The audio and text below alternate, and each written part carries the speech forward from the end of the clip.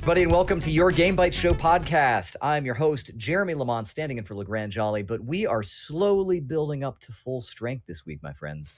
I'm joined not only by last week's Dale Count Elmdor Jones. How are you doing there, Dale? Just doing it all for the nookie over here. Oh, that's right. The limpest of biscuits. We're also joined by one Jared Red-Eye Dunn. How are you doing there, Jared? Howdy.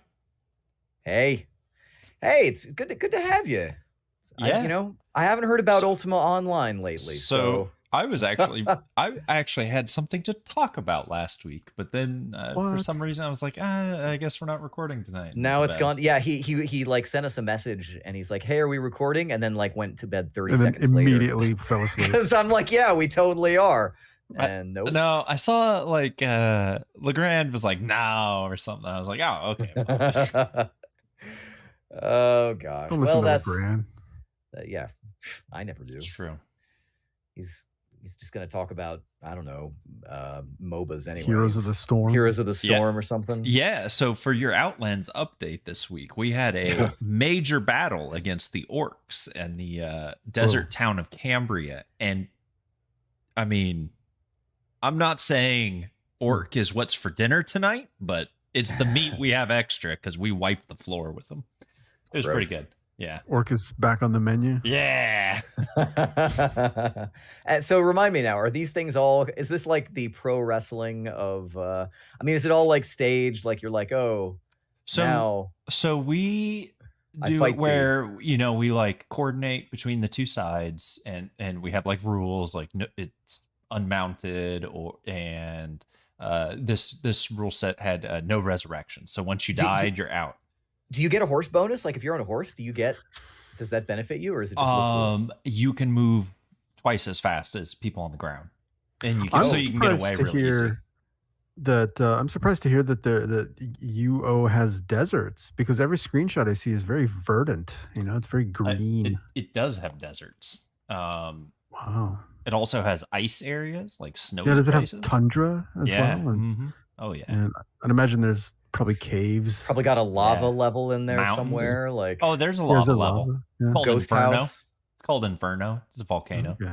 I want to see the Ultima Online version of Touch Fuzzy Get Dizzy. That's what I So wanna see. you say a ghost house. They actually released last Halloween a mini dungeon for like the 2-week window or something around Halloween. Yeah. And it was a haunted house and it had like puzzles and stuff you had to solve. It was really good.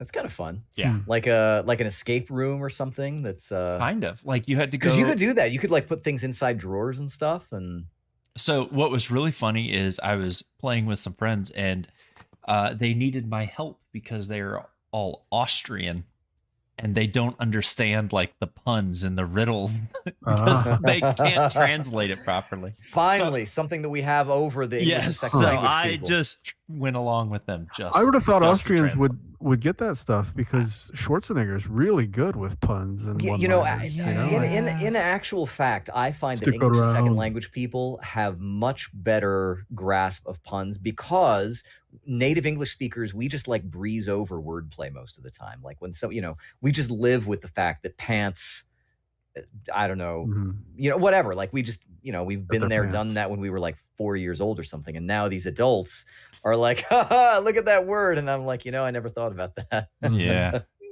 No, So that's it was good. And so not these guys though. Well, no. We'll see if they release that dungeon again. But yeah, we beat the orcs twice. Nice. Well done. Good. Give them hell. Yeah. That's right. Wah.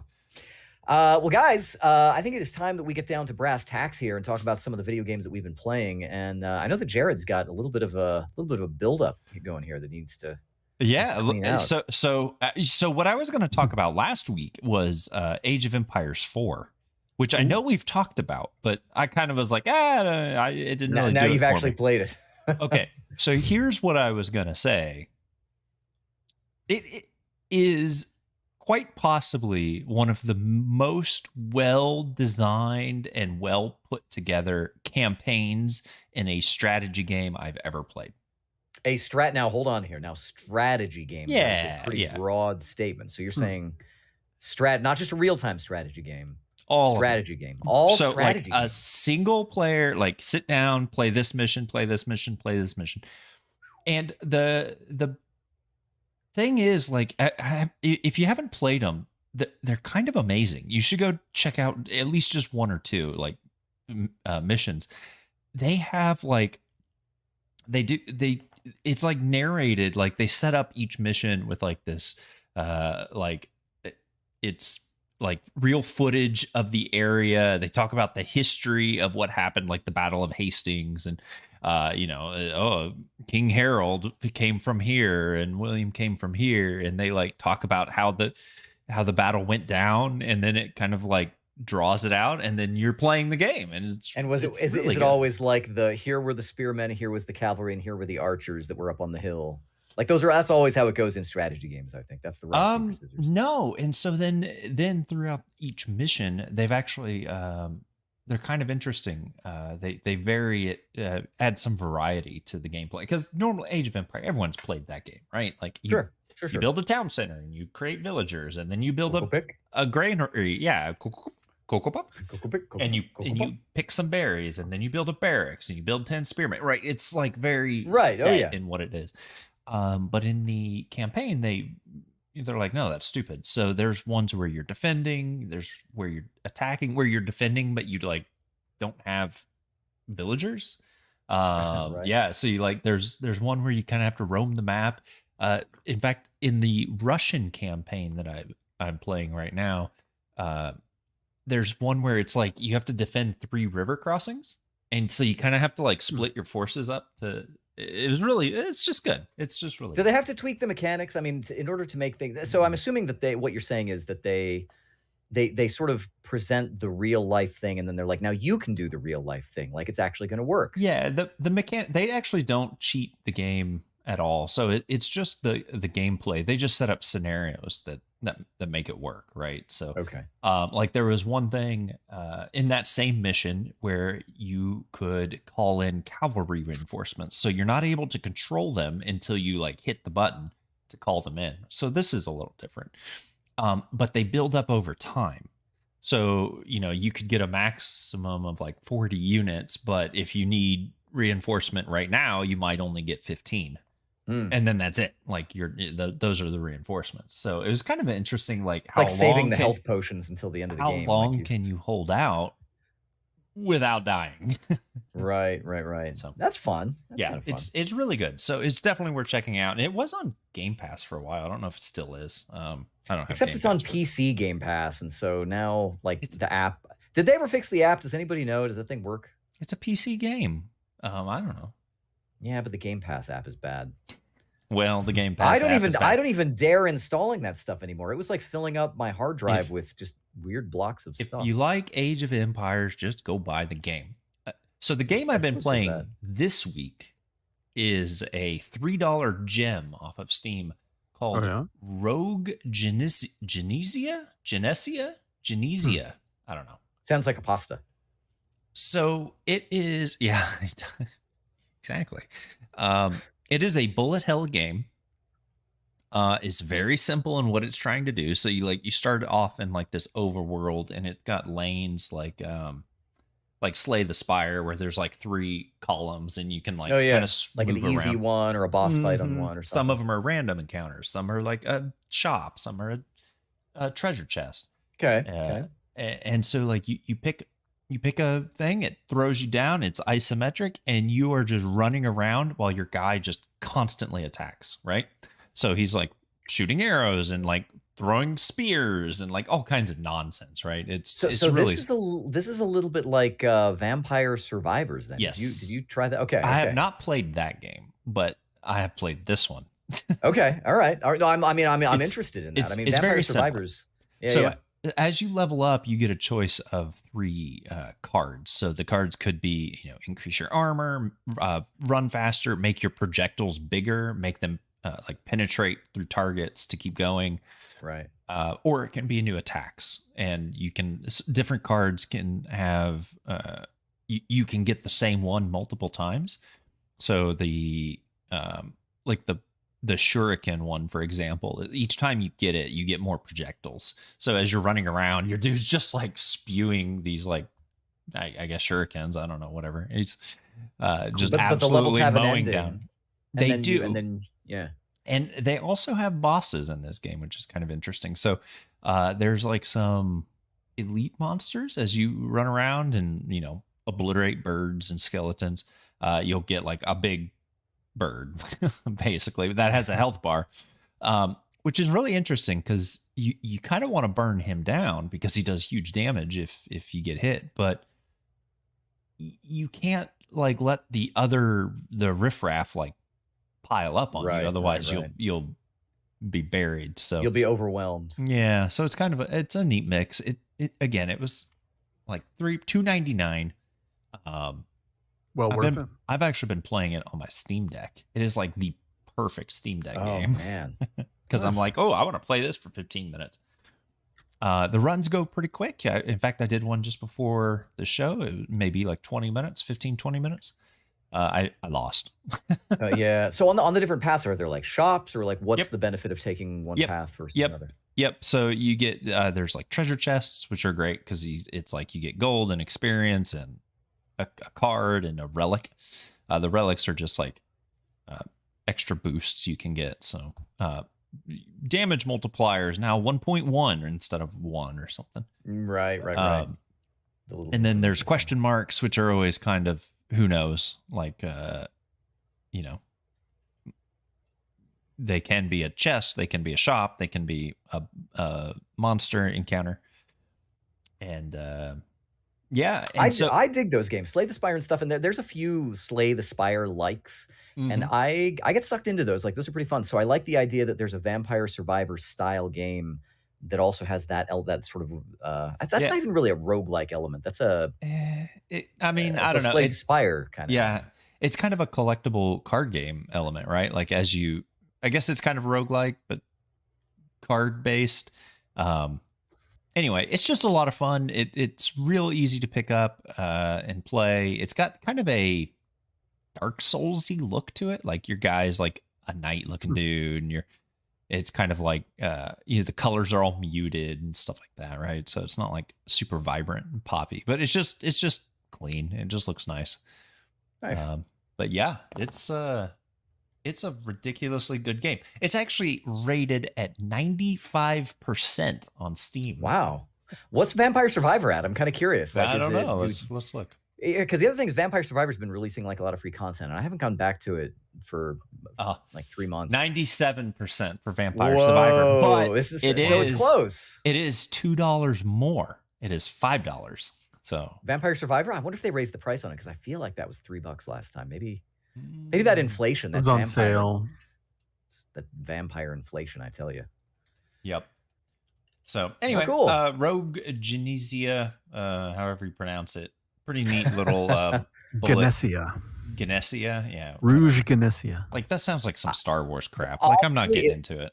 It probably has better SEO than Vampire Survivors. Maybe. That's yeah, probably. Yeah, that's true. It's like just a little bit. Yeah. But yeah, it's a fun game. $3. That's what I've been playing. Well, I do enjoy a $3 game. In fact, I got to talk about it next time. I didn't even tell you guys how I snuck into a concert. I'll save it for next week when Dale's not here. I'll save it for next week. Okay, yeah, you'll have to. That way, I can listen because I kind of want to know the story. It'll be new for you. Which I like to entertain Dale too. Well, this week in my list of games that I played, I've got one game that I played this week, and it is called Chicory: A Colorful Tale. And it is a sort of a top-down Zelda-style game that is based on drawing or painting, I guess I would say, all over your coloring book style environment. The protagonist is an unnamed. You get to choose your own protagonist. They kind of ask you, so in sort of a I don't know, Undertale style. Like what's your favorite food, and then that food becomes the name of your character, because everybody in the game is named stuff like Chicory or Blackberry or Bonbon or something like that. And they're all these little animals. They're all sort of sentient. It's kind of a I don't know, Redwall style kind of fantasy land. Mice with swords. Kinda, except there's no fighting in this. But everybody's like these little villagers, and they're all cute, and they kind of know each other. And your character was like the babysitter for one of the characters in the village, and there's like kind of cute little dialogue, and everybody is hand drawn, but they're all black and white, with a lot of spots to fill in. And so I've been playing on the PlayStation 5 because this was on the PS Plus I can't even remember what it's called. It's Essential Plus or something like that. And so I've been playing on the PS5, and on other platforms, I think you can use what would it be, the right stick to kind of control, almost like Okami. If you ever played Okami back in the day, where you have a stick that kind of controls the heavenly paintbrush or whatever the thing was called. Mhm. In this case, you have something very similar. So you, through a series of events that happens in the first 5 minutes, become the wielder of this magical paintbrush that traditionally these animals have brought up a great artist among them to like color the world or whatever. And they're all kind of like baseball play. Like everyone knows, oh, like this guy was really good and that guy was kind of weird and had a bold art style. And Chicory now is sort of the current wielder, but she leaves the paintbrush and you pick it up, and you kind of find out later on that she's kind of dealing with some sort of like emotional creative issues, and does not want to be the wielder any longer. So the way the game works is you start out with very limited, and I will say that this was a little bit off-putting for me at first, because I'm like, oh, this game is all about drawing, let me draw. And I've got like no good tools. I've got like nothing that was really like fun. So on the PS5, I guess I was going to say I'm using kind of the touchpad to draw. So on other platforms, you're probably going to use the stick, but here I can use you can lightly press on, touch on the touchpad, and you can control the brush all over, which is kind of nice. Sometimes you just want to go grrr and just like fill in the whole thing, and it's kind of easy to do on the touchpad. But sometimes they want you to do like little precision things, so you can press in on the right stick. There's all kinds of tools that you can use. Pressing in on the right stick zooms in, so you can kind of do precision kind of moves. You can press the right shoulder button and it changes the size. You can toggle between three sizes of brush stroke. But eventually, as you play through the game, you get more sophisticated art tools. So you might get something that fills in a pattern, or you might get stuff that kind of works like stamps. And if you press it and hold it, it does like a star. And then when you drag it along, it does like a ton of little stars. So you can kind of make, and it just draws over the top of stuff. And there are boundaries, like say the roof of a house becomes its own little thing. So it kind of keeps you in the line. So you don't have to worry too much about, coloring weirdly outside the lines. But some of it really is just about, hey, kind of make a mess. And there are interactive environments as you kind of traverse this overworld. Flowers and trees, when you paint on them, sometimes they'll grow. The environment kind of reacts to your paints. In addition to coloring, different things will happen. Mushrooms will pop up and spring you if you're standing on them, or there are certain flowers that catapult you across in a paint trail. And so the game also sort of helps you to, or encourages you, I guess I would say, as you interact with it, to just like do a bunch of paint splatters. And you do kind of retraverse some areas over and over again. So as you go through them, and it's totally discretionary, you don't really have to paint anything. But as you start to get these tools, you're kind of like, oh, all right, I kind of want to do that. Or, as you're just running through a screen, you might just kind of hold the button down and just kind of just paint a stroke across all of these trees, and it just colors them all. So some elements you draw explicitly where the brush stroke is, and it doesn't really help you. But there are some things, environmental elements, that if you drop a paint color on it, it colors the whole thing. So it's not like tedious drawing exactly. But it still is kind of up to you to decide if you find that sort of thing to be joyful. As I go through, even if I come through once with like a lame color and just paint a whole swath of trees, I might come by another time and just kind of blip, blip, blip, blip, so that the world sort of ends up filling in as you go. The game is also very open to just walking you through it. As you go to different areas, different main areas, and there's a map with towns, and everything is named after food. So not only are the characters named after food, but the village is named like Luncheon or something like that, and everything. It's not really food themed, so it's not like stuff looks like French fries or anything. It's just a cute little gimmick of the game, I guess, that things are named after food, I suppose. And I am not really clear on why that is, but it's cute. Um, It's fun. Food's good. Who doesn't yeah, like it, it? it is fun, and it's kind of interesting because the I found out I played this game twice because you can play this multiplayer. You can actually hook up a second player, and they just serve as kind of the girlfriend mode paintbrush kind of thing, where someone's Mhm. just like a second paintbrush, which is kind of cool. And if you've got someone that you're playing with, like I played with my daughter, and she found the characters to be kind of cute. Some of them will talk in. I guess what we used to call leet speak, like lol and stuff like that, and they're sort of very expressively drawn and animated sometimes, and then you paint on them, and it's LOL and stuff like that. yeah, lol and Mhm. you, the letter U. I mean, leet speak, I guess, uses a lot of numbers, but I don't know what you'd call it, like text speak or whatever. Shorthand? But yeah, kind of a texty shorthand Yeah. kind of thing.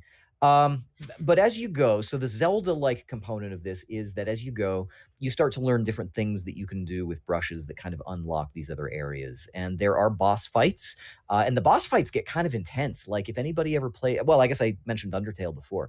Undertale is kind of like a cute little turn-based RPG that's like, oh, all about determination. But then sometimes there are some really hideous boss fights.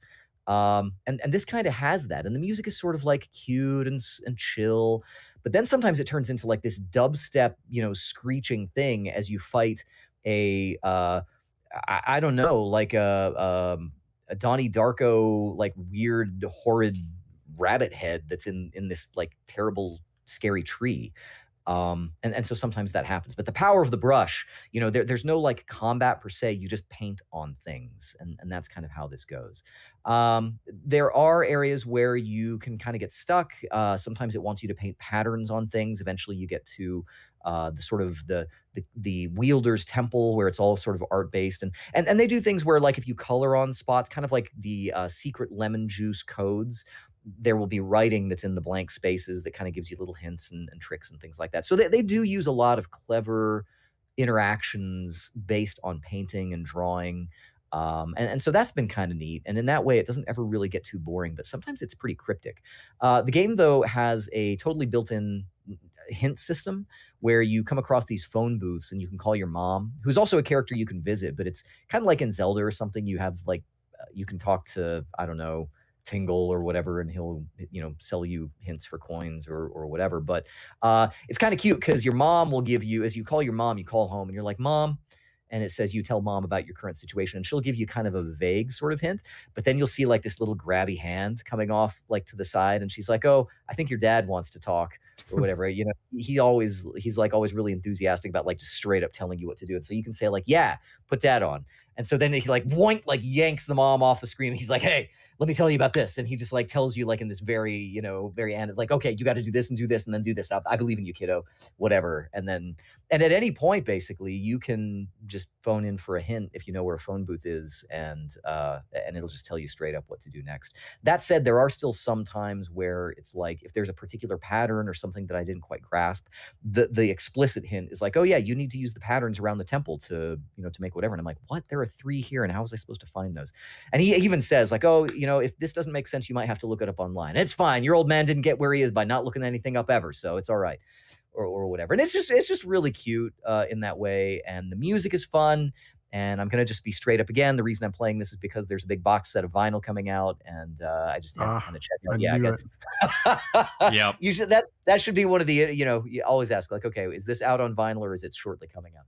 This one is shortly coming out, and actually the vinyl is cute because it's like a 4 disc set, and disc 1 is totally clear, and then disc 2 has splatter of 1 color, and disc 3 has splatter of 2 colors, and then splatter of 3 colors. So it's kind of a Mm. cute little idea, and I was like, oh, that's so cute.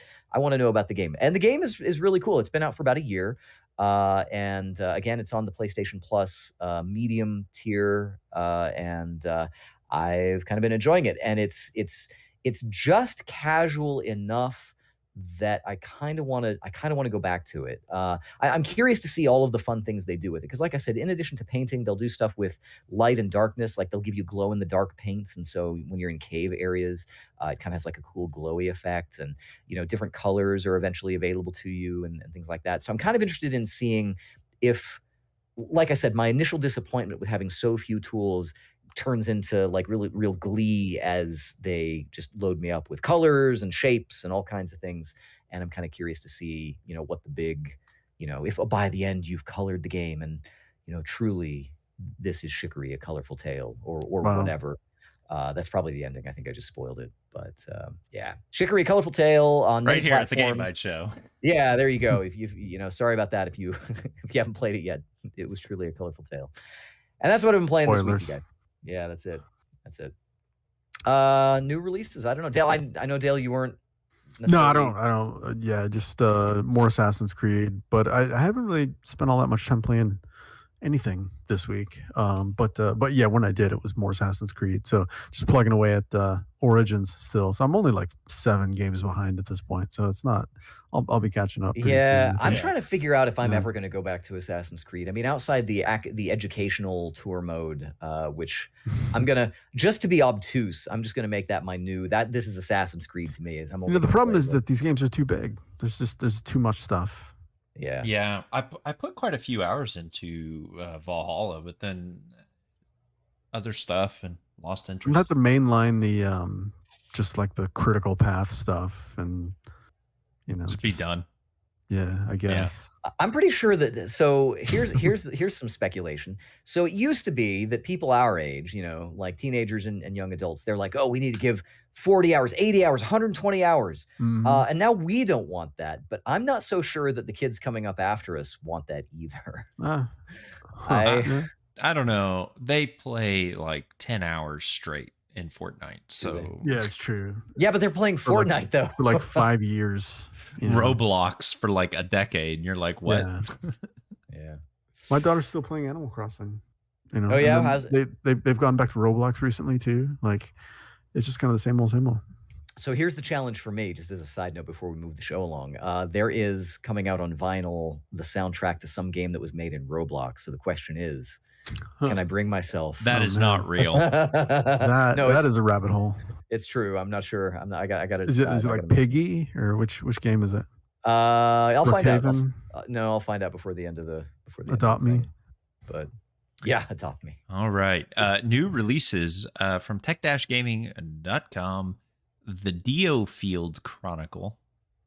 I put this one on there just because it's like a Square Enix RPG that sort of has that look of like a Octopath or like Triangle Strategy, you know, that sort of look to it. It kind of looks like it has that sort of feel to it. But I read a review of it from Rock Paper Shotgun, and they seemed like it was like kind of passable, but like not super great. But maybe not bad. So either. if you're super into those games, it might be worth it. But yeah, if you're the type of person that like, you know, just can't get enough of this like little subgenre or whatever, you know, maybe check it out. I thought you were gonna put it on there because it was like a Ronnie James Dio If reference. it was just the game that it is, but it had a lot of Dio on the soundtrack, I that could be. I pretty still cool. want to. I know I bring this up sometimes, but do you remember that Alice Cooper game that was on the 3DS before the eShop closes? No. Is it too late? There was that game Scoopin' Birds starring Alice Cooper because it was Alice Scooper. I have no idea what that. Oh man, I hope it's not too Never late. heard I'm of gonna go get that on the eShop. Hey, I found out this Roblox game is called Overlook Bay. So Legrand's kids, if you're listening to this, Yeah, I'll ask my kids if they've heard of it. They probably have. Overlook Bay. Yeah. Ask them if the music is good. Ask them if they'd listen to it on vinyl. Okay. Dale, that's your thing. You're gonna get it for your kids. Next to the bay, you can dig a hole in Shovel Knight Dig. I don't know. I got nothing. Shovel Knight Dig is also out. I'm looking forward to this. I want to play it. Is it just more Shovel Knight? I don't even know what this is. It's sort of a it is roguelike. It's a roguelike. I don't know if it's sort of like SteamWorld Dig. It might not have anything to do with that, but I know that it's got some roguelike elements, and it is being reviewed better than the previous Shovel Knight Match 3 game that came out. Oh, okay. Huh, interesting. If it's just like Mr. Driller, but with Shovel Knight, I'd play that. Yeah, right. Exactly. All right. Slime Rancher 2 is out now in early access. That's cool. My daughter liked Slime Rancher. Yeah, my kids have been playing it. Trombone Champ, the new, very social media shared hit last week on Steam. Yeah, have you guys seen this? So No. it's like, yeah, so you should click on that link that I put in the thing and check it out real quick just while I'm talking about it, and you can hear what it is. It's So like it's sort Guitar of Hero, but trombone. but trombone, and you use your mouse, and there's no it's sort of like like on a trombone, there aren't like hitches for the notes that you hit. You just kind of have to be like There's no frets on a trombone.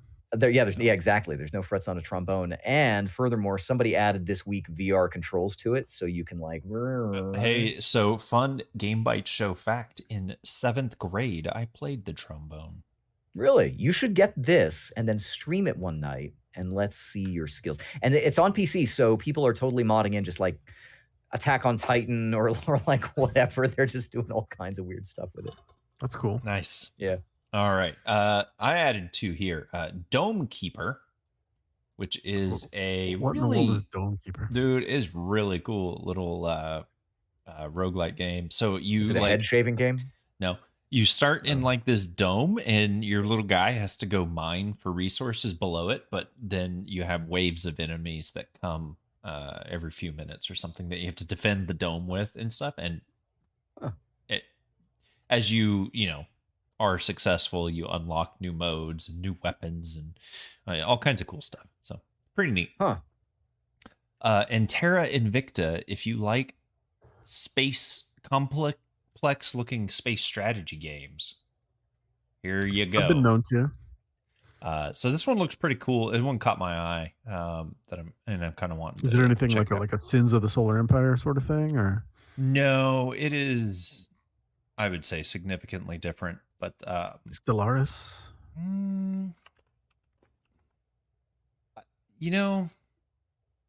It's more like I don't know. It looks way more like technical than that. Huh. Like I keep seeing like things like planets and like you're in their orbit. And, I don't know. They say from the creators of Long War, never heard of it. An alien invasion has fractured humanity into 7. Long War is the XCOM mod. Ideological factions, each with unique vision for the future. I don't know. Kind of cool looking. All right. There you go. Let's see what else. Spirit Fair is coming to the Netflix app.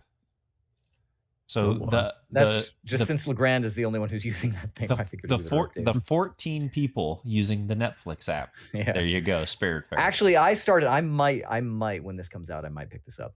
I might try it out. There you go. Great.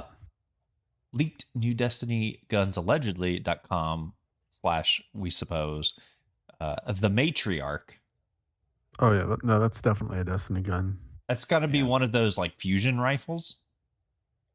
Or maybe like a missile launcher that has like spread missiles. One of those big ones. I want to say the matriarch is like yeah. Spider Heck, which is a special Halloween exclusive weapon that just shoots spiders. But the mission branch to get it is completely obtuse. Yeah, it's who even knows. The weapon is Spider Heck Guardians. No place for bravery, which is just a great name in general.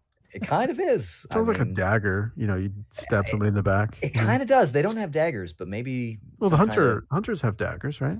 Yeah, they do. It's like their melee weapon is a dagger. Yeah, it's not like a weapon. They have a sword. There's a sword though. A sword. Yeah. It could be that some of these could be ghost shells too. Oh, yeah. Or the little speeder bikes. Speeder bike, yeah. That's right. All right. We just cracked. No place for bravery. That's your speeder. Yeah, that's right. Just take off. Apparently, for the 8 people interested in multiverses, Rick from Rick and Morty is coming soon. Is he the kid or is he the doctor? He's the guy, I think. Scientist? Yeah, because Pickle Rick, I think I heard something about that. But listen, I'm just going to point out to Jared, the naysayer, that just remember, this is the game that knocked Elden Ring off of the top of the charts. So I'm just saying we're serving a wide audience here. You may not like it, but this is what the true masculine form. How's that Szechuan sauce? Remember that? Is that the McDonald's? I mean, I remember there was a whole thing Rick about and Morty Szechuan. Oh yeah, sauce. I feel like I know somebody who ordered Scandal. Yeah, I remember that. Weird. I don't know. I don't eat a lot of chicken nuggets. You don't? No, I So does don't. that mean you order like a little package of 6 and not like the box of 20? I tell you what, I saw today out on the weird internet, somebody had made an infinity gauntlet glove that had a little place that would fit a dipping sauce Oh, container on each knuckle. okay. and I like and you it. could I don't know, I guess if you snap it. It's like a power glove for Yeah, for chicken nuggets, yeah, for exactly. nugs. I mean, really, I'm just gonna get the sweet and sour and put one in all of them. So it's, I don't know if that's the intent of the thing. Well, guys, news is going on, and I want to update from last week. The big news last week was the big GTA 6 hack that released like an Yeah. hour of footage. Well, it turns out the FBI got their man. This is a 17-year-old nerd from Oxford. He has You know, been I'm glad to hear that the FBI is really just doing all they can to protect us from, the bad people out there. That's true. And this kid's a minor, so we don't know his name. We don't know. I don't even think we know his hacker alias. But he's been charged with 2 counts of computer. And so this, being in England, probably not the FBI, but I bet they sent in Bond to get this kid. And he probably like could not feel pain in any part of his body, and they like fought on Which top of Bond him. though? I mean, I don't know. I don't know who Bond is now. The new 007. What's her name? Lashana Lynch. I don't Actress. know. I saw something where she wanted to be Bond, but I don't know that they. Well, she's I don't know. 007 in Oh No yeah, Time that's to right. Die. That's right, because she's and- the new agent that replaces him. Yeah. Coming soon to multiverses. Yeah, right. The whole cast. Anyway, so he's previously been in trouble for hacking and stuff. The city of police in London, they just said that they basically arrested this 17-year-old kid. He's been charged in connection and remains in custody. And I'm sure that eventually there's going to be some 4-man operation to like break the kid out and then break his kneecaps or something like that. We'll see how that goes if there's a response from Rockstar in the matter. So that's just an update, old housekeeping from last week. This week though, some new and interesting things. E3 2023, next year's E3 has been announced. We gave a pass on it this year. Next year it will be an in-person event. There will be now separate business days and separate public kind of looky-loo kinds of days, which I think is something that the media people have wanted for a long time. I don't know. I could take it or leave it. Doesn't really matter. It's not the first time they've done that, is it? They opened it up to. I don't know. I know a few years ago, I thought. Well, I know TJ. Well, so this is the thing where the press were always like, "Hey, I can't deal with these stinky nerds. I'm trying to get work done or whatever." So it's like separate days that they do it. Right. So the press will have their own thing. The public will have their thing. This will be June 15th, 13th through 16th. So the 13th through 15th, press and media will be the first 3 days, and then the public will be there for 2 days. And fans will then be admitted to the show floor. They're not taking registrations yet, but the last 5 or 6 years, it's basically been, well, and even before that, it's been press in sort of intermingling with the public. Because people have been getting into E3 for sort of a long time, but I don't know. I've seen some positive reaction from this. To me, it's all the same kind of, but I kind of like having an event, and I like to have keynotes from the platform holders or the major publishers. Like that's always been something that I like to, sit at the internet and snark with people for an hour per shot, and it's kind of informative, and it's just sort of a cultural fun thing. So I'm looking for that. Looking forward to that. That is next June. A couple of other things here on the list. As we've kind of been known to point out here on the show, there are a number of occasions, especially for online games, especially things like, I don't know, Ultima Online, let's say, where fans will do their own versions of things. And one of these is an Atlas game, which is called Shin Megami Tensei Imagine Online. And that game has sort of been resurrected by fans, and apparently they're being brought to court by Atlas. This is a suit that has been filed a few months ago now, December 2021, but has now reached the point where people are actually being summoned to appear in court. As far as I know, Jared, I think this is the first time I've heard of somebody actually being sued For sure. I mean, by the there publisher. was, there's always like, I think Blizzard did it for a while on some of the WoW servers, like cease and desists and things like that. But Yeah. I'm not sure that I can think of one that actually went all the way to court. So I don't know. I'd be curious. Yeah. Well, other than that, it will sort of potentially, depending on how this goes, if Atlas actually pulls this off, it may present a kind of a situation where other publishers will almost have to, in order to protect their rights, start trying to take things down. So just kind of something to keep in mind there. Yeah, it's curious. We'll have to keep an eye on that one. Yeah. Other legal things here. We've reported in the past that developers and producers and publishing companies who deal with either massively or live service type games, such as Bungie, have often been not really favorable to people who are creating third-party hacks or even trainers or add-on software that kind of interlocks with their program. And so Bungie had actually a while ago taken to court a hacker called Aim Junkies. And the suit alleged that they infringed on the Destiny 2 copyright by creating cheats and aim bots and things like that.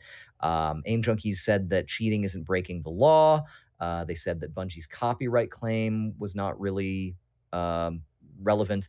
And so a judge agreed with that, but gave Bungie a chance to kind of come back with a better argument and so on and so forth. This last May, they kind of brought on additional cheat developers and things like that. And now, as of right now, the Aim Junkies people say that Bungie is actually in the wrong. They have brought counterclaims against Bungie for hacking them by violating the Computer Fraud and Abuse Act of 1986. And they hacked one of these hackers multiple times from 2019 until the studio made some changes to their I guess whatever their systems are that prevent those things. So as of right now, the damages that they're seeking are unconfirmed. We don't really know much about that. But the question is, will these hackers actually stand up to a big game developer like Bungie, who, for their part, is just kind of trying to protect the integrity of their games? So it will be interesting to see how this also interesting. Just like online games in general, like cheat, like the applications and stuff that run. It's like the Wild West out there, like whatever which they're the only recourse that companies like that have if they can't stop them is to try and sue them in meat space. I guess that's I guess if someone's kind of breaking your systems and you can't stop them, what else are you gonna do? And that's that. And I don't know. I guess the new speed run is coming up next. I don't know if we want to wait for Dale, though. We lost Dale a while back, and I don't know what we're going to find out about him. So what do you say, Jared? Me and you want to do this thing? Let's do it. All right. It's time for the speed run. Start that music. I don't know why I'd make a pew pew sound, but let's go. I like it. It's good. The Last of Us TV show gets a trailer. I watched it. I don't know if you watched it, but it looks pretty good. It stars I can't think of the actor's name off the top of my head from The Mandalorian. That guy plays Joel. So what I have been watching is Cyberpunk Edge Runners. I wanted to watch that. I want to tell you. So the thing that is, I know this is speed run, but let's take a quick detour here. I am interested in watching that show more than ever because I just found out today that Akira Yamaoka, the video game composer for Silent Hill, is involved in the music, and I'm really curious about the music for this. So I'm kind of interested. The music is good. I actually have been playing a little Cyberpunk lately, and installed a mod that takes the music from the show and puts it into your car. What? Yeah. And speaking of Cyberpunk 2077, is seeing more players than ever since its launch. In fact, it had more concurrent players on Steam than The Witcher 3 ever did. Yeah, I mean, I mentioned last week that I started playing League of Legends when that League of Legends Arcane TV show came out, and I did, and I was like, well, maybe now's the time or whatever. So that that little bump, that's a real thing. It does. Speaking of bumps and studios doing stuff, Netflix that we just kind of lambasted a little bit for releasing games for 14 people. They're taking steps to be a real video game company by investing in a Helsinki-based studio called Next Games. And they're actually planning on building engaging original games and sort of pushing those out to their hundreds of millions of subscribers, which honestly isn't a bad, if you've got an audience like that, you might as well try and sell them, I don't know, fizzy water if you can. They're not a real video game company until that developer that studio publishes their first game and then they get shut down. Yeah, right. So hopefully Netflix takes a page from the Amazon playbook and, at least releases something occasionally. Well, releasing this April, the Super Mario Brothers movie premieres. But we get to hear Chris Pratt's Mario voice next month. I don't know. I think the world's going to explode at that point. He's just going to sound like Chris Pratt, dude. He's not even going to do a voice. It's going to be like the Sonic redo. They're like, no, go back. They'll be like, nope. Yeah. I want him to do like an Urkel voice or something like that. That's what I want from him. Here's something that's relevant to you and me. Google Play for PC is a software product that is now in beta. Well, I mean, I guess you've got your Chromebook, so this probably isn't as important to you, but I think this is kind of neat. And it will let you emulate Android games and presumably other apps on Windows. I'm kind of interested in trying this out. There are certain circumstances where I would sort of like to play apps. Like, for example, I was just trying to think. There are some RPG, actually, in fact, there are some Infinity Engine games that are ported to Android, and I'm like, well, maybe I could, if I could actually read the text or something, that'd be pretty cool. So I've got things like that, adventure games, and point and tap adventures, things like that. So I'm actually interested in trying this out and seeing what it's like. Yeah, I don't know. We'll check it out. Yep. It only took a month to turn a Steam Deck deposit into a purchase. So hey, if you're really wanting a Steam Deck, but you're like, I don't want to wait, it sounds like the wait's getting pretty short. I can wait forever, but I'm actually holding out for that HP streaming thing. Like, I think that's going to be the one. Yeah, that'll be curious. I'm curious how that'll perform. Yeah, that's so far. And they've got official support from Xbox for their Game Pass streaming, and it'll do GeForce Now and probably everything else. So I am kind of looking forward to that. And then finally, this one also relevant maybe to both of us somehow. Ultima Online, the official thing. So, sorry. The paid version of this game. The money version is finally going to recognize people who've been playing that game for its 25 years by giving you an in-game shield.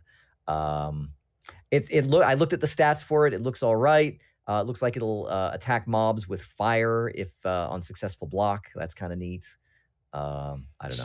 I was really hoping this was going to be a real physical shield, because how many people qualify 25 for this years? Yeah, exactly. I don't know. So we'll kind of have to see. But anyhow, that is going to do it for the speed run. And we got Dale Jones back just in time. I don't know if you can hear me. How you doing, Dale? They're in Night City. Yeah, that's right. Okay. Listen, jam into some Akira Yamaoka music. Yeah, I'm just gonna leave my audio file seems to have been able to been recovered, but I'm not gonna append anything onto it at this point. So if you're on the stream right now, this you is get just for extra you. bonus content, Extra bonus Dale. Wonderful. And now we're talking content. to someone you cannot hear, so we're going to stop doing that right now. And we're going to close out this show because we've made it to the end of your Game Bytes Show podcast. I want to thank everybody for making it to the end, and Dale, we'll give you half credit. Thank you very much for being here, sir. I know you're going to be traveling soon, so out there on the listener side of things, I'll make sure to have an interesting story for you next week about my my $3 escapade. I'm pretty excited to talk about that. As for you folks, if you're out there, you have any thoughts about the games that we've been playing, want to give some comments on that, or have any thoughts about the news, anything that we missed, reach out to us on social media. You can find us collectively at Game Bytes Show on Twitter. You can find me at Jeremy_Lamont. You can find Dale. If you were listening to this online, yeah, you can find me at red_I. Dale Jones is at Count Elmdor. LeGrand Jolly is at LeGrand. You can also follow us on YouTube, youtube.com/GameBytes Show. Hit that alarm bell. Be notified when we go live. Who knows? You may see things that just don't make it into the regular audio show. I don't know. So you better just watch us live as it happens. All the outtakes, everything is here. And then, of course, over at GameBytesShow.com, you can find an open invitation to our Discord server where you can come and hang out with us on any given day. We're talking about the Lord of the Rings TV show. We're talking about games we've been playing. We're always keeping up to date on freebies and good deals that are out there for you. So come hang out with us there. And of course, the back catalog of all of our podcasts can be found there as well at GameBytesShow.com. Beyond that, we'll be back to do this thing next week as well. Keep you up to date on all of the news. And, you know, I don't know, Jared's going to have a new dome simulator. I don't know. Just folks, that'll do it for this episode of your Game Bytes Show podcast. I want to thank you very much for joining us, and we will see you next time. Bye. Dale says bye. Dale also says bye. Yep. Oh, gosh.